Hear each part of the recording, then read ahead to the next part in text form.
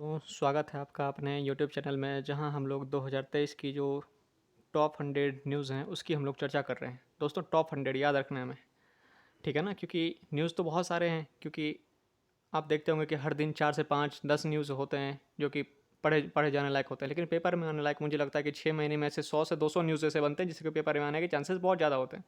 तो इसलिए दोस्तों मैंने क्या किया है कि टॉप जो 100 न्यूज़ होते हैं उसकी मैंने एक सीरीज चलाई है, जिसकी कि आज 5वीं वीडियो है जिसकी। तो दोस्तों हम लोग शुरू करते हैं जल्दी से वीडियोज़ को। तो पहली बात है, आज की जो पहली एक इंपॉर्टेंट जो न्यूज़ है दोस्तों, वो है न्यू पार्लियामेंट्री बिल्डिंग के बारे में। क्योंकि दोस्तों आपने देखा होगा कि रिसेंटली उसका उद्घाटन किया गया है और न्यू पार्लियामेंट्री बिल्डिंग कुछ इस तरीके से दिखाई देती है। दोस्तों ये आने वाले 1 से 2 साल के अंदर में जितने भी एग्ज़ाम होंगे वो सारे के सारे एग्ज़ाम में पूछे जाने वाले क्वेश्चन है ये। क्यों? क्योंकि पार्लियामेंट का बनना बहुत ही इंपॉर्टेंट है, ठीक है? क्यों? क्योंकि पार्लियामेंट को क्या कहा जाता है? डेमोक्रेसी का मंदिर कहा जाता है। मतलब लोकतंत्र का मंदिर है ये। क्यों? क्योंकि यहाँ पे क्या होता है, नियम, कानून जितने भी चीज़ें हैं ख़ास करके समाज के लिए वो यहीं पे बनाए जाते हैं, ठीक है? इसलिए ये चीज़ें बहुत इंपॉर्टेंट है और ख़ास करके हमारे जो एक तरीके से डेमोक्रेसी है वो पार्लियामेंट्री फॉर्म ऑफ डेमोक्रेसी है, ठीक है? तो उसमें पार्लियामेंट का बनना बहुत ही ज़्यादा इंपॉर्टेंट था दोस्तों। ये बना और इससे क्वेश्चन आने के बहुत ज़्यादा चांसेस हैं साल के 2 साल के एग्ज़ाम में। इसलिए इसके बारे में कुछ 6-7 फैक्ट हैं। तो हमें क्या करना है, 6-7 फैक्ट को एकदम हमेशा-हमेशा के लिए रट लेना है, ठीक है? सबसे पहली बात है दोस्तों कि इसके आर्किटेक्टर कौन थे? तो याद रखना इसके आर्किटेक्ट थे बिमल पटेल। क्वेश्चन सीधा-सा पूछा जाएगा कि जो न्यू पार्लियामेंट्री बिल्डिंग बनाया उसका आर्किटेक्ट कौन थे? बिमल पटेल। ये बिमल पटेल हैं जो कि उसके आर्किटेक्ट थे जिन्होंने ये बनाया है कुछ इस तरीके का ढांचा पार्लियामेंट का, ठीक है? दूसरी बात है दोस्तों, इसका शेप कैसा है? इसका शेप है हेक्सागोनल। बस इस तरीके से याद रखना है, इसका शेप कैसा है दोस्तों? हेक्सागोनल शेप है न्यू पार्लियामेंट्री बिल्डिंग का। अब तीसरी बात है क्या है दोस्तों? ये है कि इसका मेन कॉन्ट्रैक्टर जो है वो कौन है? कॉन्ट्रैक्टर जिसने कॉन्ट्रैक्ट लिया इस बिल्डिंग को बनाने का, ये बिल्डिंग जो बनाने का कॉन्ट्रैक्ट किसने लिया? एक कंपनी है जिसका नाम सब लोग जानते हैं, क्या? टाटा प्रोजेक्ट। टाटा प्रोजेक्ट क्या है? इसका मेन कॉन्ट्रैक्टर है, ठीक है? तो न्यू पार्लियामेंट्री बिल्डिंग बनी होगी तो दोस्तों उसमें सीट जरूर बढ़ी होगी। तो दोस्तों आप जानते हैं कि ज्वाइंट सेशन का मतलब जहाँ पे लोकसभा प्लस राज्यसभा दोनों एक साथ बैठती है, किसी बिल पे क्या करती है, बातचीत करती है और वोटिंग करती है, ठीक है? तो क्या किया गया है, सीट की संख्या बढ़ा के 1272 मतलब 1272 सीट्स टोटल कर दिए गए हैं अब। लेकिन ये सीट्स नहीं भी याद रहे तो काम मतलब हो जाएगा अपना, क्योंकि ऊपर के दो ज़्यादा इंपॉर्टेंट है, ये इतना इंपॉर्टेंट नहीं है 1272 सीट, ठीक है दोस्तों? आगे और बढ़ते हैं। अब देखते हैं राज्यसभा के बारे में कि राज्यसभा से क्या क्वेश्चन बनाए जा सकते हैं हमारे पेपर के लिए। दोस्तों राज्यसभा के अगर छत को देखेंगे ना आप, तो इसके थीम को समझ में आएगा कि थीम कि जो राज्यसभा है वो किस थीम पे बनाया गया है, ठीक है? क्वेश्चन सीधा यही पूछा जाएगा। तो राज्यसभा जो लोटस के थीम थीम पे बनाया गया है, अगर आप लोटस का कुछ दिख रहा होगा ऐसा कुछ आपको ऊपर छत में, ये जो वाला जो एरिया है ना पूरा का पूरा लोटस वाला है। क्यों? क्योंकि आप जानते हैं कि हमारा जो राष्ट्रीय पुष्प है वो क्या है? कमल है। नेशनल फ्लावर हमारा क्या है? लोटस है। इसलिए क्या किया गया है कि जो राज्यसभा की जो एक तरीके से बिल्डिंग है, अंदर का जो ढांचा है पूरा का पूरा लोटस के एक तरीके से थीम पे बनाया गया है। ये बात याद रखना दोस्तों, मोस्ट इंपॉर्टेंट बातें हैं ये, ठीक? कि राज्यसभा किस थीम पे बनाया गया है? लोटस के थीम पे बनाया गया है। कारण क्या है? क्योंकि कमल जो हमारा है, लोटस जो हमारा क्या है कि राष्ट्रीय पुष्प है, नेशनल फ्लावर है। अब दूसरी बात दोस्तों कि लोकसभा फिर किस थीम पे बनाया गया है? तो लोकसभा जो जिस थीम पे बनाया गया उसका वो देख रहे होंगे आप ऊपर के शेड को देख के आप समझ गए होंगे क्या, कि जो पिकॉक पिकॉक ठीक है, पिकॉक के शेप पे। पिकॉक मतलब मोर। मोर जानते हैं हमारा राष्ट्रीय पक्षी, ठीक है, नेशनल बर्ड, ठीक है? नेशनल बर्ड के थीम पे क्या किया गया है, ये पार्लियामेंट को बनाया गया है, पार्लियामेंट कह रहा हूँ, लोकसभा को बनाया गया दोस्तों। इसलिए ये काफ़ी इंपॉर्टेंट है दोनों बातें कि राज्यसभा किस थीम पे, तो लोटस के थीम पे, लोकसभा किस थीम पे, तो पिकॉक के थीम पे, ठीक है दोस्तों? आगे बढ़ते हैं। अब दोस्तों कुछ ओल्ड पार्लियामेंट्री बिल्डिंग के बारे में सोचते हैं या कुछ बातों को जानते हैं। क्यों? क्योंकि यूपीएससी ने क्या किया है 2021 में इससे क्वेश्चन पूछा है ओल्ड पार्लियामेंट्री बिल्डिंग से, ठीक है? सबसे पहला सवाल यही पूछा जाएगा आपसे कि जो ओल्ड पार्लियामेंट्री बिल्डिंग था वो किससे एक तरीके से प्रेरित था या किससे इंस्पायर्ड था? तो याद रखना है, ये एमपी में ना एक मंदिर है दोस्तों, 64 योगिनी मंदिर टेम्पल उसको कहा जाता है। 64 योगिनी टेम्पल जो मंदिर है ना, उससे कहीं ना कहीं हमारा जो ओल्ड पार्लियामेंट था वो कहीं ना कहीं प्रभावित था, जिसके बारे में यूपीएससी ने क्वेश्चन पूछा था 2021 में। तो दोस्तों आने वाले पेपर में और पेपर में भी क्वेश्चन पूछे जा सकते हैं इससे रिलेटेड, ठीक है? तो सबसे पहली बातें वही याद रख लेनी है ओल्ड पार्लियामेंट्री बिल्डिंग के बारे में, ठीक है? दूसरी बात है क्या याद रखनी है कि बनाया किसने था ओल्ड पार्लियामेंट्री बिल्डिंग को, तो यहाँ पे देखेंगे एडविन लुटियंस ने। एडविन लुटियंस ने बनाया था, ठीक है? याद रखना है। सर हर्बर्ट बेकर भी इसके साथ में थे, लेकिन लुटियंस का नाम बहुत ज़्यादा इंपॉर्टेंट है कि बनाने का काम किन्होंने किया था, डिजाइन किसने किया था दिल्ली को, खास करके एडविन लुटियंस ने, ठीक है।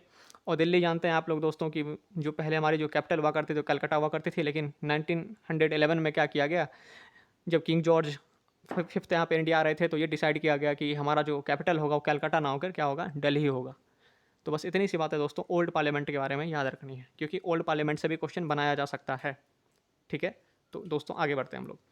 अब दोस्तों ये बुक है जो इस साल का के लिए काफ़ी इंपॉर्टेंट, इस साल के एग्जाम के लिए, द गोल्डन ईयर्स। ठीक है। इसको लिखा किसने है, ज़्यादा इंपॉर्टेंट ये है क्या, रस्किन बॉन्ड ने लिखा है। तो रस्किन बॉन्ड ने इस बुक को लिखा है क्या, द गोल्डन ईयर्स। सीधा आपको एक लाइन में याद रखना है, किसने, रस्किन बॉन्ड ने, बात खत्म। फिर से आगे की न्यूज़। तो दोस्तों ये जो अगली जो बुक है वो है मेड इन इंडिया।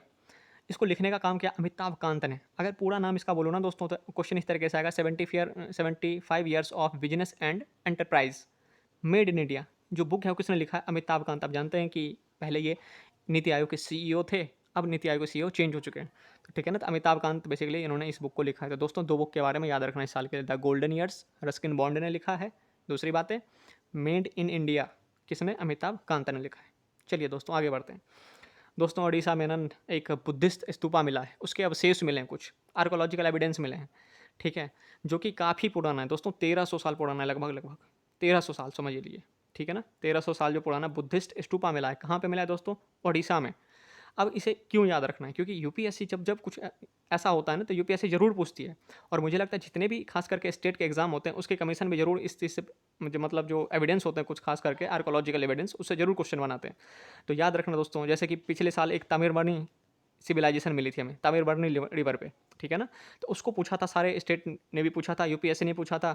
तो इस बार मुझे लगता है कि बुद्धिस्ट स्तूपा के बारे में भी जरूर पूछा जाएगा, कि नया जो बुद्धिस्ट स्तूपा मिला है जो कि 1300 साल पुराना है, वो किस स्टेट में मिला है, तो वो उड़ीसा में मिला है दोस्तों। इतनी बातें याद रखनी है। ठीक, आगे बढ़ते हैं। आगे दोस्तों एक बहुत इंपॉर्टेंट न्यूज़ है, ये है इंडिया की पहली जो है अंडर वाटर मेट्रो चलाई गई है। कहाँ पे, किस स्टेट में, तो सबसे पहला सवाल यही पूछा जाएगा। तो याद रखें दोस्तों, कोलकाता मतलब पश्चिम बंगाल में, कोलकाता दोस्तों वेस्ट बंगाल में। ठीक है, सबसे पहला सवाल यही पूछा जाएगा कि इंडिया की पहली जो अंडर वाटर मेट्रो कहाँ चलाई गई है, तो कोलकाता में चलाई गई दोस्तों। दूसरी बात, अब ये अंडर वाटर है, तो आपके मन में सवाल उठ रहा होगा, ये समुद्र के अंदर बना है या रिवर के अंदर में बना है। ठीक है ना दोस्तों, ये रिवर के अंदर में बना है। तो कौन से रिवर में बना है, तो दोस्तों हुगली रिवर के अंदर में।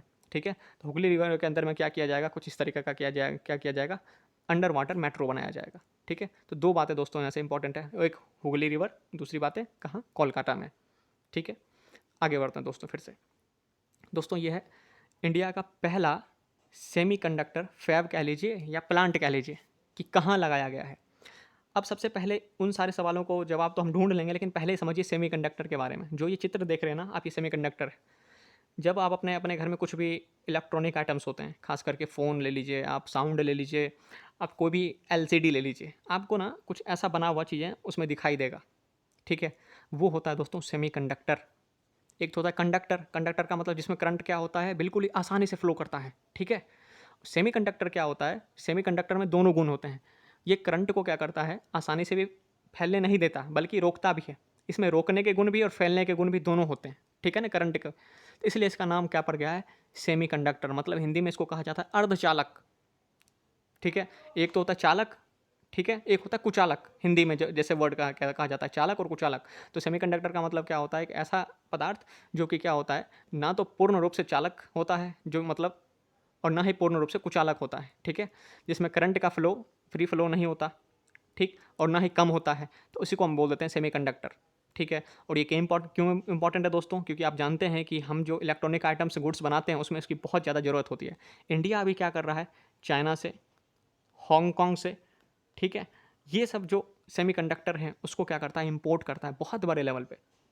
ठीक है दोस्तों, इंडिया बहुत ज़्यादा डिपेंडेंट है इंपोर्ट पे, खास करके सेमीकंडक्टर के लिए। इसलिए ये बहुत इंपॉर्टेंट कदम है। जब हम क्वेश्चन पढ़ेंगे कि फर्स्ट सेमीकंडक्टर जो एक तरीके से प्लांट है वो कहाँ लगाया गया है, तो याद रखना हमें क्या, धोलेरा के गुजरात में लगाया गया है।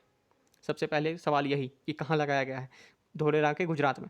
दूसरी बात है किसने लगाया है, तो वेदांता ग्रुप ने लगाया है। दूसरी बात, उसके साथ एक और कंपनी है फॉक्सकॉन। ठीक है, वेदांता और फॉक्सकॉन ने क्या किया है, धोलेरा सिटी में, गुजरात में, ये सेमीकंडक्टर क्या लगाया है, एक तरीके से प्लांट लगाया है। ठीक है दोस्तों, इतनी बातें बस याद रखनी, दो बातें इसमें भी। अब दोस्तों ये काफ़ी इंपॉर्टेंट है, मुझे लगता है ये सवाल इस बार का सबसे इंपॉर्टेंट क्वेश्चन यही है अवार्ड में।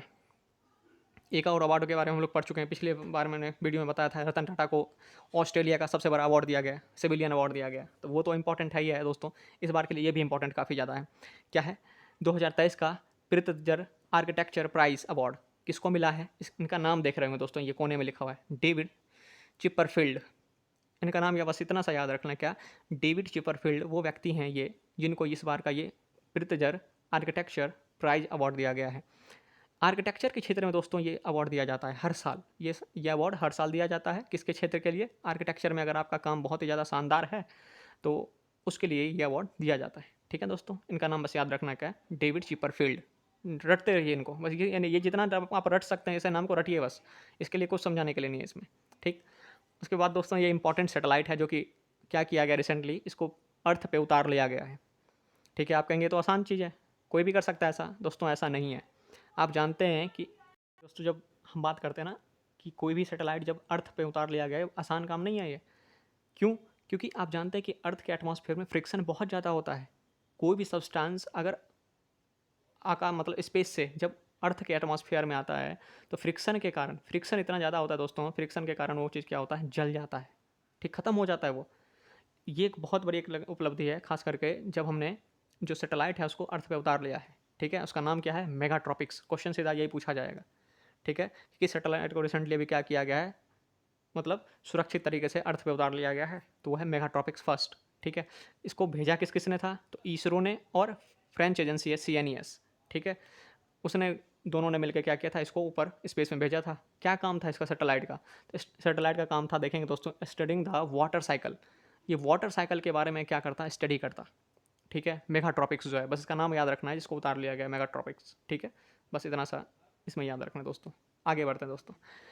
इसके बारे में दोस्तों आपने सुना होगा सिलिकॉन वैली बैंक क्राइसिस। मतलब अमेरिका में ये माना जाता है कि 2007-8 के फाइनेंशियल क्राइसिस के बाद ये सबसे बड़ा फाइनेंशियल क्राइसिस था, क्या? सिलिकॉन वैली बैंक का टूटना। ठीक है, अब सवाल ये है कि सिलिकॉन वैली बैंक जो फेल हुआ वो हुआ क्यों? क्या कारण था इसके फेल होने के पीछे? इसके कारण इंपॉर्टेंट है, पेपर में ही पूछा जाएगा कि इसका क्या कारण था। तो एक वर्ड है यहाँ पे देख रहे हो दोस्तों, bank run. Bank run. Bank run का मतलब क्या है? बैंक रन का मतलब दोस्तों ये है कि बहुत कम समय में डिपॉजिटर्स जब अपना पैसा निकालना शुरू कर देते हैं, सारे डिपॉजिटर्स मिलकर बैंक से, तो बैंक क्या हो जाता है, एक तरीके से कंगाल हो जाता है, मतलब एक तरीके से टूटने की स्थिति में आ जाता है। क्यों? क्योंकि मान लेते हैं जैसे कि 100 डिपॉजिटर्स हैं किसी बैंक में, 100 लोगों का बैंक अकाउंट है। अब ये 100 में से 95 लोग क्या हो गए हैं, अगले दिन पैसा निकाल लेंगे, तो बैंक के पास बचेगा क्या? क्योंकि बैंक क्या करता है कि अपना पैसा अपने पास, मतलब जो आप डिपॉजिट करते हैं वो पैसा अपने पास तो रखता नहीं, वो कहीं ना कहीं एक तरीके से लैंड कर देता है लोन के फॉर्म में। तो 95 लोग क्या करेंगे, आके अपना तुरंत में पैसा निकालने की कोशिश करेंगे, तो क्या होगा, बैंक में अफरा तफरी मच जाएगी। तो इसको बोलते हैं हम लोग क्या, बैंक रन की स्थिति। ठीक है, और इसी वजह से क्या हुआ दोस्तों, सिलिकॉन वैली बैंक क्राइसिस आया है। ठीक, तो ये माना जा रहा है कि अमेरिका में आया है ये 2007-8 के बाद दूसरा सबसे बड़ा फाइनेंशियल क्राइसिस है, जिसका इम्पैक्ट पूरी दुनिया में पड़ने वाला है। ठीक है दोस्तों, तो दोस्तों आज की हमारी ये यही कुछ न्यूज़ थी जो कि काफ़ी ज़्यादा इंपॉर्टेंट थी। और सबसे जो इंपॉर्टेंट मैं ये कहूँगा दोस्तों कि इस न्यूज़ में आपको क्या करना है कि जो पार्लियामेंट के बारे में जितनी बातें मैंने बताई है उसको बस 2-4 बार बार-बार इसको पढ़ते रहिए, क्योंकि आने वाले साल 2 साल के जितने भी एग्ज़ाम होंगे दोस्तों, यहाँ से क्वेश्चन बनना है, क्योंकि पार्लियामेंट बहुत ज़्यादा इंपॉर्टेंट होता है किसी भी डेमोक्रेसी में। ठीक है ना? तो दोस्तों जितने भी क्वेश्चन आपको मैंने बताए हैं कि आ सकते हैं इस बार, इस पार्लियामेंट वाले इस बिल्डिंग से जो नया-नया बना है, उसको आपको क्या करना है, कॉपी में लिख लेना है, उसको बार-बार पढ़ते रहना है। ठीक है? ये साल भर अभी क्वेश्चन में, मतलब जितने पेपर होंगे मुझे लगता है कि आना चाहिए क्वेश्चन उसमें। ठीक है दोस्तों, तो आज के लिए दोस्तों इतना ही। अब हम लोग अगली वीडियो में जो मिलते हैं। ठीक है, धन्यवाद दोस्तों।